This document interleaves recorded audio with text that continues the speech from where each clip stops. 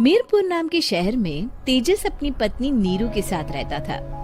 पति पत्नी दोनों ही नौकरी करते थे। एक दिन तेजस गांव अपनी माँ के पास फोन करता है। हेलो, प्रणाम माँ। जीते रहो माँ, तुम दादी बनने वाली हो। अरे वाह, ठीक है बेटा, मैं कल ही आती हूँ। जब माँ जी शहर पहुंची तो बेटी बहू ने बहुत अच्छे से स्वागत किया। लीजिए माँ जी चाय। अरे गर्मा गर्म पकोड़े ले आओ माँ के लिए। नीरू रसोई में गई और 2 मिनट में ही पकोड़े ले आई। जी ये लीजिए। बहू जादू से बनाए हैं क्या? अभी तो रसोई में गई थी। यम्मी। माँ जी, शीला रसोई में पकोड़े तल रही है, मैं बस लेकर आई। हे भगवान, मेरा धर्म भ्रष्ट कर दिया तूने। अब तो गंगा जल से शुद्धिकरण करना होगा। दूसरे दिन, माँ जी मैंने नाश्ता बना दिया है, ऑफिस जा रही हूँ। पर अभी तो घर का सारा काम पड़ा है। शीला आती ही होगी, झाड़ू पोछा बर्तन कपड़े वो सब कर लेगी। हमारे जमाने में घर का सारा काम हम ही करते थे। जी माँ जी, आप बहुत होशियार हैं, मैं घर ऑफिस दोनों नहीं संभाल पाती। तो जरूरत क्या है घर से बाहर जाकर चाकरी करने की? वैसे भी घर का काम खुद करने से घर में बरकत आती है, समझी? पर माँ जी। पर वर कुछ नहीं, इस महीने की पगार मिले फिर ऑफिस बंद। हाँ।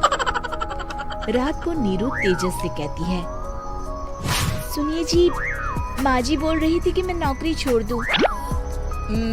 वैसे ठीक ही तो है, अभी तुम्हें आराम की जरूरत है। फिर भी आराम कहाँ, शीला को छुड़ाने के लिए बोल रही थी।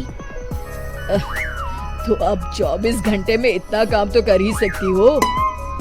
पर जॉब पसंद है मुझे, घर पर मन नहीं लगेगा। अगले दिन जब दोनों ऑफिस के लिए निकल रहे थे, मेरी तो कोई कीमत ही नहीं है इस घर में। माँ जी, आजकल महंगाई बहुत है, रहन सहन भी बदल गया है, दोनों नौकरी करते हैं तभी ठीक रहता है। अच्छा, तू कहना क्या चाहती है? मेरा बेटा तुझे बिठा के खिला नहीं सकता? तू ही इस घर का खर्च चला रही है, हैं? नहीं माँ जी, मेरा वो मतलब नहीं था। मतलब खूब समझती हूँ, ये बाल धूप में सफेद नहीं किए मैंने। हाँ।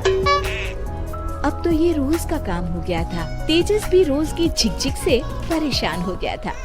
एक दिन उसने कहा, नीरू, वैसे भी तुम्हें मैटरनिटी लीव मिलने वाली है, तो अभी से ही छुट्टी ले लो। पर क्या, मेरी सैलरी अच्छी खासी है। आखिर नीरू ने रिजाइन कर दिया।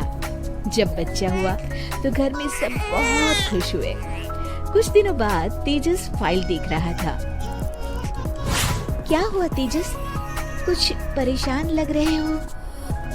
हाँ, वो हमारी जितनी सेविंग्स थी वो तो हॉस्पिटल में और छठी के फंक्शन में खत्म हो गई है नीरू।